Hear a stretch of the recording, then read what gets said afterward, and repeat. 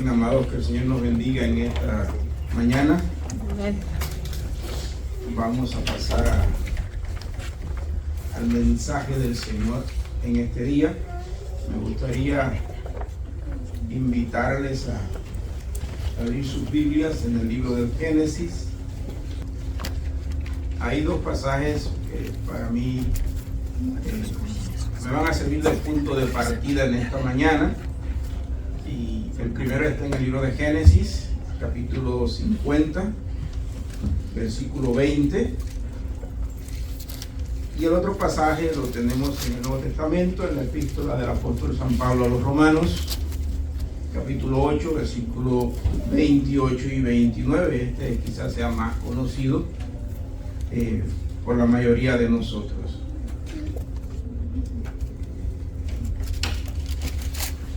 Les invito a ponernos de pie para juntos honrar al Señor mediante la lectura de su palabra.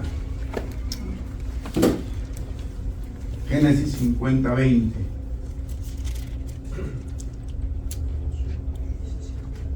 Vamos a leerlo todos a una voz, amén. 3 y Vosotros pensasteis mal contra mí, mas Dios lo encaminó a bien, para hacer lo que vemos hoy, para mantener en vida a mucho pueblo. Amén. Vamos a orar. Padre nuestro que estás en el cielo, te damos las gracias por tu palabra.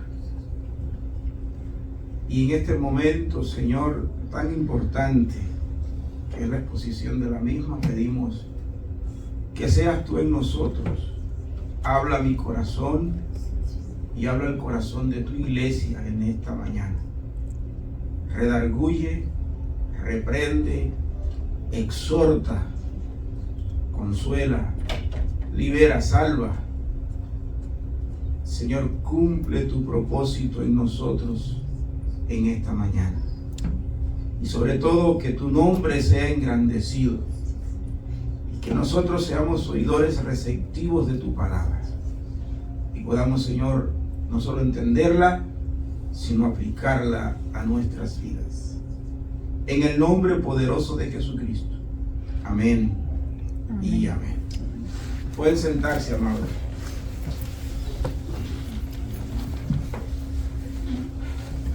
Cada página de la Escritura, amados, revela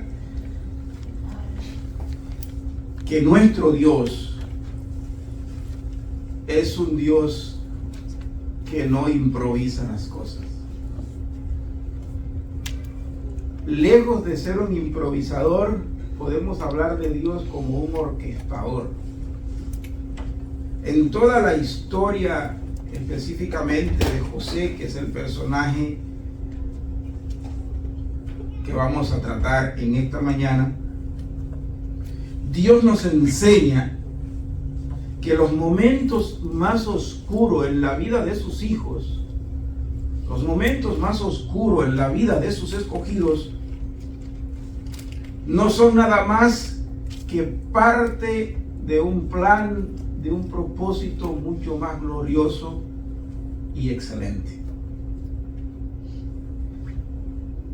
En el caso de José, a través de la incomprensión de sus padres, de sus hermanos, a través del desprecio de sus hermanos, la traición de sus hermanos, a través del foso en que fue arrojado, a través de las calumnias de una esposa infiel en Egipto y a través de las cárceles que este joven tuvo que padecer,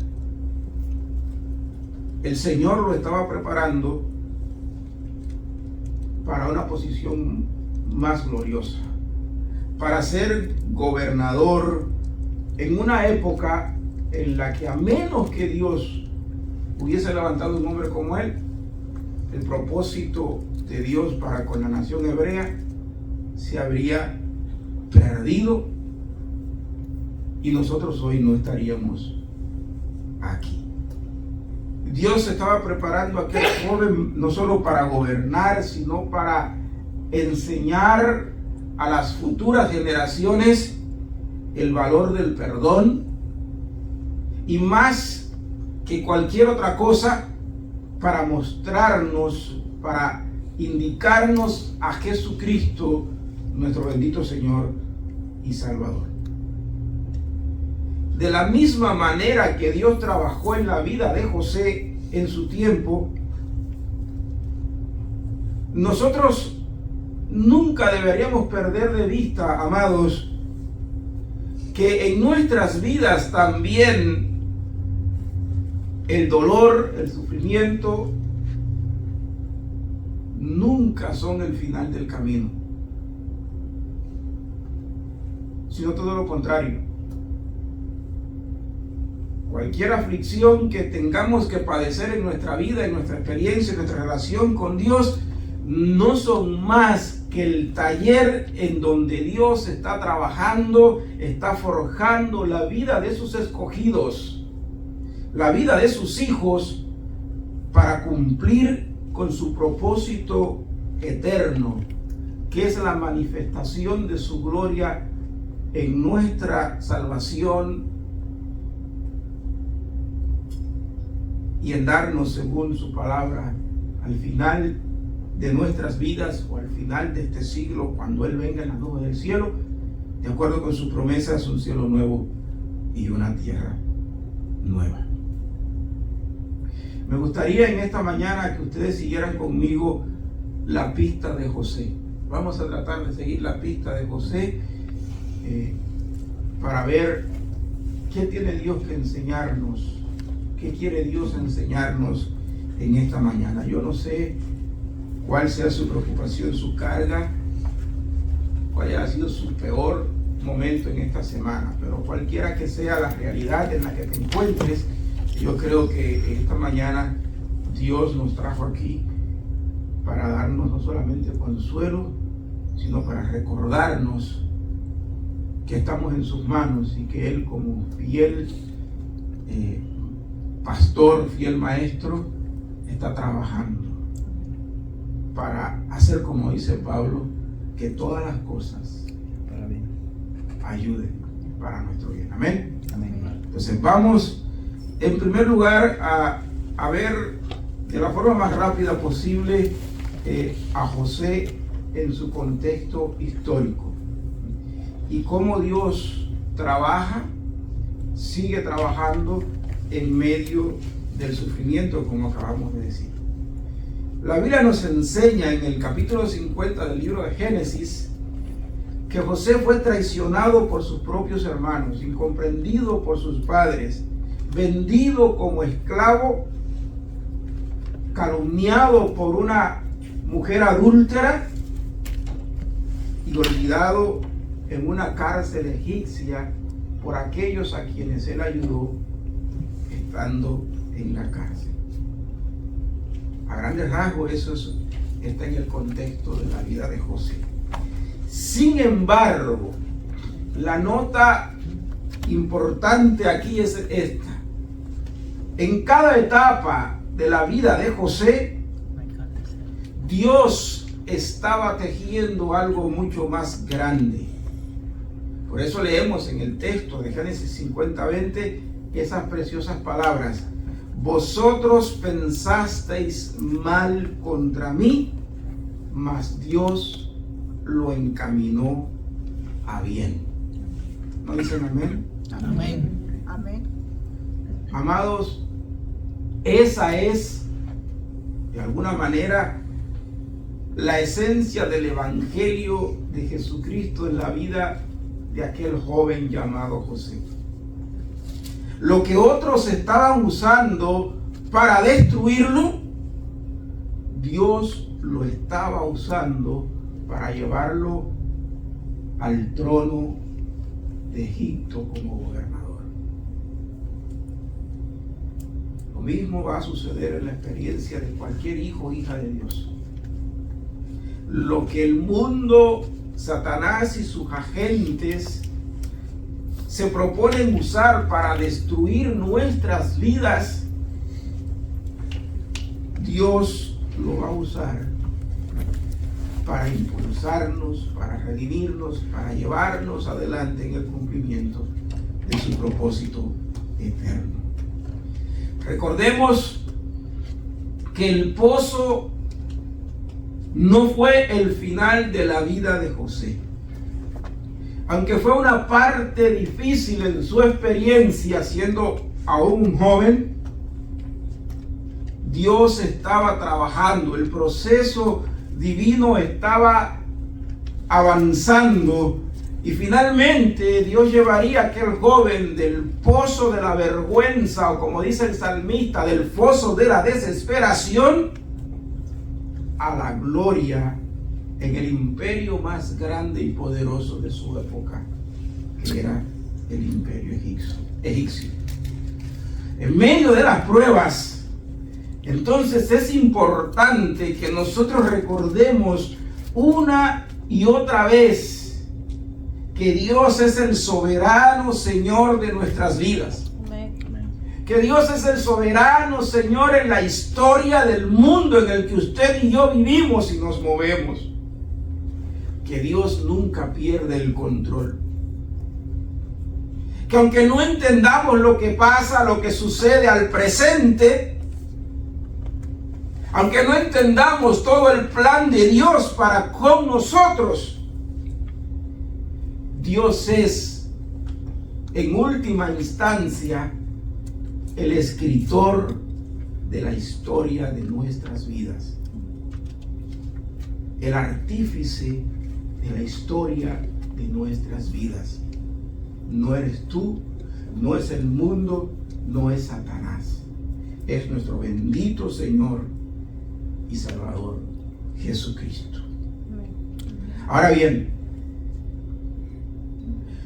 ¿cómo podemos ver nosotros en la figura de José una imagen de Jesucristo como Señor, Salvador y Redentor de nuestras vidas?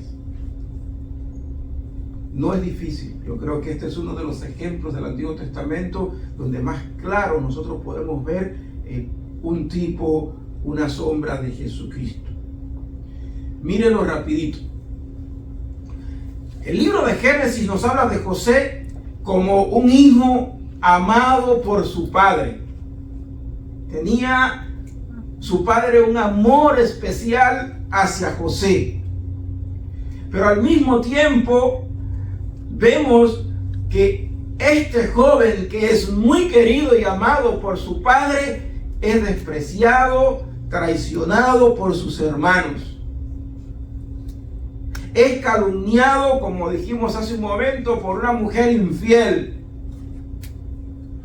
Es olvidado por sus compañeros de cárcel, a quienes ayudó o sirvió en determinado momento. Eso lo podemos ver en la vida de José. Y finalmente, este joven termina siendo exaltado sobre las naciones de su época, de su tiempo. Ya eso debería bastarnos, debería sonarnos familiar a los que llevamos años interactuando con la palabra de Dios. Pues del mismo modo que José tuvo que pasar por esos caminos, eso es lo mismo que en un sentido podemos decir de Jesucristo. Jesucristo es el amado Hijo de Dios, es el unigénito Hijo del Padre. Pero ese que es el unigénito Hijo del Padre, la Biblia nos dice que fue rechazado por los suyos. A los suyos vino, mas los suyos no le recibieron, nos dice Juan en su Evangelio, capítulo 1, versículo 12. Pero no solamente fue rechazado por los suyos. La Biblia nos dice que en el momento, en la hora más difícil de su vida pública, de su ministerio redentivo, él sería abandonado por sus discípulos. Sus discípulos no estarían a su lado en la hora más difícil de su experiencia como Cordero de Dios que quitaría el pecado del mundo. Sus discípulos lo abandonaron, pero no solamente sus discípulos, nos dice la Biblia, nos dice que también por un momento en aquel día terrible de la crucifixión, el mismo Padre lo abandonó para poner sobre él el pecado de todos nosotros. Y si la historia de Jesucristo hubiese terminado allí, sería una historia de pérdida, una historia de frustración, una historia de fracaso. Pero gloria a Dios, la historia no terminó allí. Porque el que escribe la historia aún sostenía sobre su mano la pluma. Finalmente, Jesucristo resucitó de los muertos, nos dice la Escritura, al tercer día. Y se le dio entonces un nombre sobre todo nombre. Y me encantan las palabras con que el apóstol Pablo lo describe. Dice el apóstol: por lo cual Dios también le exaltó hasta lo sumo y le dio un nombre que es sobre todo nombre, para que en el nombre de Jesús se doble toda rodilla de los que están en los cielos y en la tierra y debajo de la tierra, y toda lengua confiese que Jesucristo es el Señor, para gloria de Dios el Padre. Amén. Aleluya. Amén. Bendito sea el nombre del Señor. Epístola de Pablo a los Filipenses, capítulo 2, versículos 9 hasta el versículo 11. Amados, otra imagen preciosa en la vida de José que nos refleja a Jesucristo es la siguiente. Así como José pudo preparar provisión para aquellos años de hambre que vendrían sobre el mundo de su tiempo, y luego José pudo dar pan a todos los hambrientos, sedientos y necesitados que venían a Egipto. Ese hecho histórico apunta a Jesucristo como el pan de vida.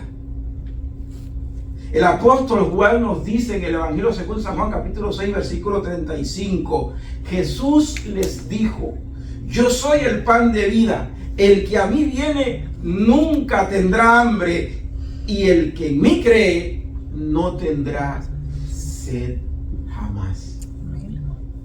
Así que en los tiempos del Antiguo Testamento, aquel joven José con sus acciones estaba anunciando, profetizando aquel que vendría un día para ser el pan de vida.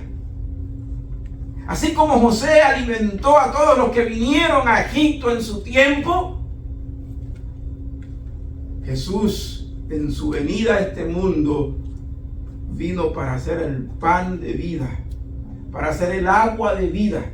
Por eso leemos en el Evangelio según San Mateo: venid a mí todos los trabajados y cargados, y yo os haré descansar. Por eso las palabras de Juan las podemos leer en nuestro tiempo: yo soy el pan de vida, el que a mí viene no tendrá hambre, nunca tendrá hambre, y el que en mí cree no tendrá sed jamás. Porque Él es la provisión de Dios para todos aquellos que le buscan de veras. Bendito sea su nombre. Amén. Ahora bien,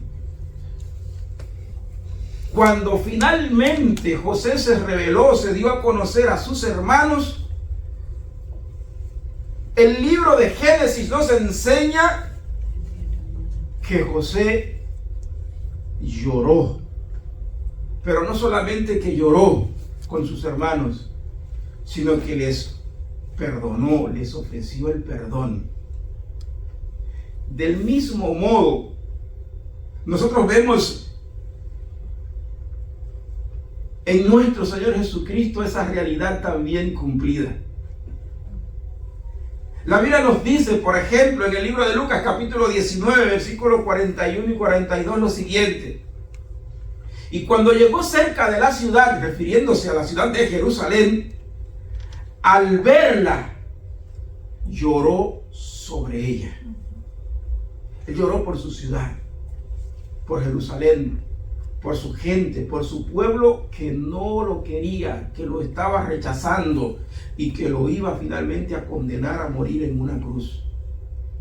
Y mientras lloraba, nos dice el evangelista Lucas, que dijo estas palabras: oh, si también tú conocieses a lo menos en este día lo que es para tu paz. Mas ahora está encubierto de tus ojos. Ahí lo tenemos. Antes de entrar a Jerusalén para ser traicionado por Judas, para ser abandonado por sus discípulos, para ser negado por el apóstol Pedro, para ser calumniado, acusado injustamente y finalmente rechazado por su pueblo, Él está llorando por ellos. Él está clamando por ellos. Pero en la hora más oscura de esa semana, cuando sus fuerzas ya se agotan, cuando está a punto de entregar su espíritu al Padre, le escuchamos diciendo: Padre, perdónalos, porque no saben lo que hacen. Evangelio de Lucas, capítulo 23, verso 34. De esa manera José apunta a Cristo, quien llora al igual que José, pero quien ofrece perdón y pide al Padre que perdone a sus verdugos, porque no sabían lo que estaban haciendo en su contra. Amados, la historia de José no es solamente un relato del Antiguo Testamento, o una historia o un cuento que quizás alguno pueda contarle a sus hijos en casa, o que a veces se cuenta en la escuela dominical como un cuento y no como una historia real.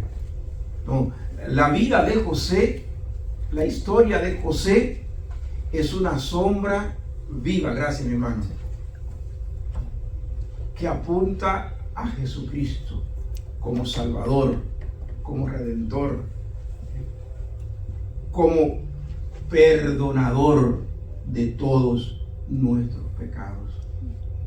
Es un reflejo vivo de cómo Dios puede convertir, hacer que el dolor, que el sufrimiento, que la calumnia, el desprecio, el odio de mucha gente sirva a su propósito redentor y traiga salvación a su pueblo, e incluso a veces a quienes le traicionaron. Eso es importante no perderlo de vista. Vuelvo a repetirlo con palabras diferentes, amados. Lo que el enemigo usa para tratar de destruirnos, para tratar de arruinarnos, para tratar de hundirnos, para tratar de borrarnos, Dios lo usará para levantarnos. Amén. Dios lo usará para bendecirnos. Dios lo usará para manifestar su gloria en nosotros, de tal manera que podamos reflejar la vida de Jesucristo en nuestras propias vidas. En última instancia, la meta de nuestras vidas es esa: ser imitadores de Dios como hijos amados mientras estamos en este cuerpo. Ser imitadores de Jesucristo mientras estamos en este mundo. No olvidemos las palabras de Jesús aquella noche en la que se instituyó la Santa Cena. Después de lavar los pies a sus discípulos, Él les dijo: pues si yo, el Señor y el Maestro, he lavado vuestros pies, también debéis vosotros lavaros vuestros pies unos a otros, porque ejemplo os he dado, para que como yo os he hecho, vosotros también hagáis. Existimos para reflejar, manifestar la vida de Jesucristo en nosotros. Ya no para ser sombras, como lo fue José y muchos otros personajes en el Antiguo Testamento, no, sino para ser discípulos, imitadores de Jesús, imitadores de Dios, como hijos amados. Una tercera cosa que quiero compartir con ustedes en esta mañana, antes de concluir, es la siguiente. Y tiene mucho que ver con esto que acabo de decir. ¿Cómo nosotros podemos relacionar la experiencia de vida de José? Ya lo vimos como un tipo, una sombra de Cristo, pero aplicada a la iglesia de Jesucristo en el siglo XXI. Aplicada a la iglesia de Jesucristo en esta ciudad. Hay por lo menos 3 aspectos, quizás podríamos tomar más, pero creo que con esto va a ser suficiente en esta mañana. 3 aspectos en la vida de José que la iglesia no debería perder de vista, que la iglesia debería apropiarse de ellos y hacerlo parte de su vida. Cuando digo iglesia, me refiero a cada creyente también en particular. ¿Cuáles son esos 3 elementos, esos 3 cualidades que podemos arrancar de la vida de José, entre muchas otras quizás? Número 1 es la decisión o disposición que todo verdadero hijo de Dios debe tener para perdonar. Número 2 es la capacidad para ponernos en las manos de Dios y convertirnos en verdaderos instrumentos de Dios para reconciliar y dar esperanza. Sería el tercero: perdón, reconciliación y esperanza. Debemos ser agentes, ministros, siervos de Dios que practican el perdón, que se dejan guiar por Dios para ser instrumentos de reconciliación y no de división, y que al mismo tiempo son constructores de esperanza en medio de un mundo que la ha perdido. Cuando José habló a sus hermanos en Génesis capítulo 50, versículo 19, los hermanos de José estaban llenos de miedos porque pensaban que era el momento en que José se iba a vengar de ellos. Pensaron que era el momento en que José se las iba a cobrar toditas, las que le debían. Pero miren las palabras de José en ese versículo 19. Dice: no temáis, ¿acaso estoy yo en lugar de Dios? Muy importante. Haga que esas palabras de José formen parte de su lenguaje a partir de hoy, si ya no lo son.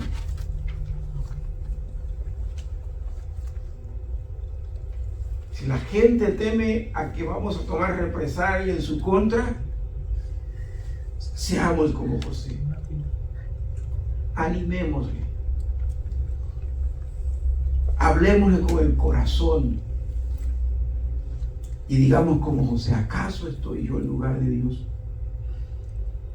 Lo que José estaba haciendo era mostrando la madurez de su fe y de su carácter como hombre de Dios. Un carácter y una fe que entiende, que sabe que el perdón pertenece a Dios.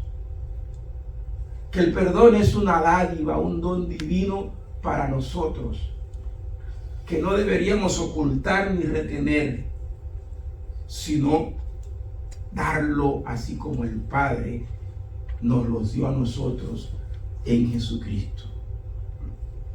La iglesia de Jesucristo, amados hermanos, cada uno de nosotros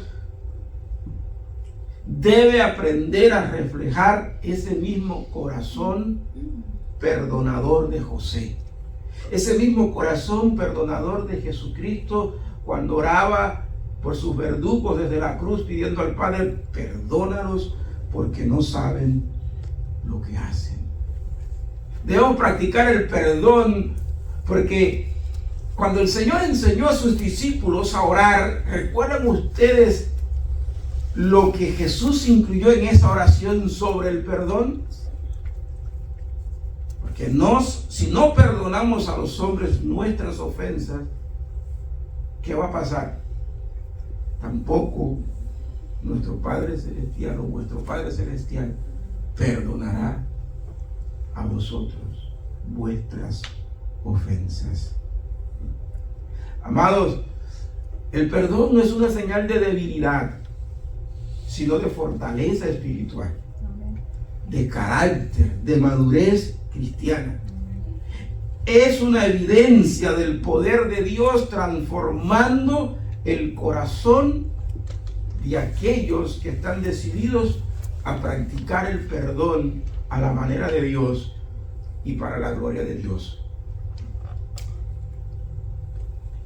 José en su momento se convirtió en el bastón o el punto de apoyo para aquellos que lo habían traicionado, sus hermanos, y los llamó como lo que eran, hermanos. No los despreció, no ajustó cuentas con ellos. Él sabía que ellos estaban llenos de temor, pero les dijo: yo no soy Dios, yo no estoy en el lugar de Dios aquí, así que no tienen por qué tener ningún temor. Del mismo modo actuó Jesucristo, y de la misma manera debemos actuar nosotros si realmente nos sentimos que somos en verdad verdaderos hijos o hijas de Dios. Nuestro bendito Señor nos llama a perdonar aunque no lo sintamos. Perdonar no es una cuestión de sentimientos. El Señor nos llama a perdonar aunque no podamos olvidar. ¿Saben por qué? Porque el perdón, bíblicamente hablando, no se trata de olvidar. Si perdonar significara olvidar, ninguno de ustedes ni yo tendríamos la garantía de que Dios nos ha perdonado en verdad nuestros pecados. ¿Saben por qué? ¿Creen ustedes que Dios puede olvidar algo? No. Dios conoce tu pasado, tu presente y tu porvenir. Pero cuando Dios decide perdonarnos, lo que Dios está diciendo es que nunca más utilizará tu pasado en tu contra. Y nunca más me acordaré de vuestros pecados. Como está lejos el oriente del occidente, que dice la palabra de Dios, así suele alejar de nosotros nuestras transgresiones, nuestras iniquidades, nuestros pecados. Perdonar entonces no se trata de olvidar la ofensa, sino de decidir no usar nunca el pasado en contra de la persona a la que hemos decidido perdonar. Eso la iglesia necesita aprenderlo, porque con frecuencia escuchamos a muchas personas decir: ay, pastor, yo no puedo perdonarlo, yo no puedo perdonarla, es que no puedo olvidar eso. ¿Cómo voy a perdonarlo si no puedo olvidar? Ahí están entendiendo mal el perdón. Si usted espera olvidar para perdonar, quizás Dios en su misericordia le permita padecer de Alzheimer en algún momento y borrón y cuenta nueva. No quiero, Dios nos libre de eso, que no tenga yo que padecer esa enfermedad para perdonar. No debemos llegar ahí, no debemos esperar que algo así suceda. Debemos aprender a perdonar a la manera de Dios y para la gloria de Dios. Amén. Amén. Debemos de darle la oportunidad al ofensor de reconciliarse, no solamente con nosotros, sino con Dios y con la familia de Dios, con la iglesia de Dios. Recuerden, hermanos, que el perdón, en la experiencia de José, en la experiencia de Jesucristo para con nosotros, el perdón fue una medicina que sanó heridas del pasado. El perdón es eso, es una medicina que sana, no es un recuerdo que hiere, no es un recuerdo que daña, es una medicina que sana la herida. Y esa medicina nos deja cicatrices como para que cuando miremos la cicatriz nos recordemos qué fue lo que la causó. Sanidad total, sanidad radical, sanidad completa. Cuando el creyente, cuando la iglesia de Jesucristo aprende a perdonar a la manera de Dios, entonces, por eso no lo dije en la escuela dominical, lo dejé para ahora, entonces el mundo va a ver en nosotros ya no al hermano José, a la hermana Catalina, a Claudia, Josefa, a Roberto, a Ernesto o a Israel. El mundo comienza a ver en nosotros a Jesucristo. Y es entonces que podremos aplicar a nuestras vidas las palabras del apóstol Pablo cuando decía: y ya no vivo yo, sino que Cristo vive en mí. Y lo que ahora vivo en la carne, lo vivo en la fe del Hijo de Dios, el cual me amó y se entregó a sí mismo por nosotros. Eso es importante. Eso es un desafío que nos llega de la vida de José como un tipo de Jesucristo. Es un desafío que Jesucristo encarnó en su propia vida, en su propio ministerio público, y es un mandato de Dios para la iglesia en el nuevo pacto. José nos enseña que el dolor, amados, no destruye al hombre de Dios. El dolor no destruye a la mujer de Dios. No. José nos enseña que el dolor se convierte en el taller en donde Dios está llevando adelante su propósito para con nuestras vidas. En medio del dolor y de la aflicción, Dios revela su propósito. Dios revela su plan en la vida de sus escogidos. La vida de José nos enseña que el perdón sano, que el perdón a la manera de Dios no solamente trae sanidad, restaura, construye la esperanza que parecía haberse perdido. Lo mismo nos enseña Jesucristo, y en sus enseñanzas se añade que el perdón no es una opción para el hombre de Dios. El perdón es un mandato, es un deber. Porque si no perdonáis a los hombres sus ofensas, tampoco vuestro Padre Celestial perdonará vuestras ofensas. El Dios Santo nos enseña, amado, que lo que comenzó con lágrimas, si lo vemos desde su perspectiva, terminará en gloria. ¿No recuerdan las palabras del salmista cuando escribe: los que sembraron con lágrimas, con regocijo segarán? Amén. Irán dando y llorando el que lleva la preciosa semilla, mas volverá a venir con regocijo trayendo sus gavillas. Ese es el compromiso de Dios para con sus hijos, para con sus escogidos. Amado, como dije al principio, Dios es el gran escritor. Y Dios en este tiempo sigue escribiendo la historia de tu vida, la historia de nuestras vidas, como una historia de redención. Y al hacerlo, te está convirtiendo a ti y a mí, como sus hijos, en constructores de esperanza, repito, para un mundo que la ha perdido. Cada vez que un hijo de Dios, una mujer de Dios, decide seguir a Jesucristo confiando en Él como su Salvador y como el perdonador de sus pecados, cada vez que eso ocurre en la vida de un hombre o una mujer, el tal se convierte en un constructor de esperanza en las manos de Dios. No deberíamos entonces temerle al proceso, aunque en el proceso nuestros padres no nos comprendan, nuestros hermanos nos odien, nos desprecien, nos traicionen, aunque nos arrojen a un foso, aunque el mundo nos calumnie, nos vitupere, nos persiga, aunque terminemos en una cárcel, no le temamos a nada de ello, porque es parte del proceso por el que Dios nos está conduciendo de la vergüenza a la gloria, del calabozo al salón del trono.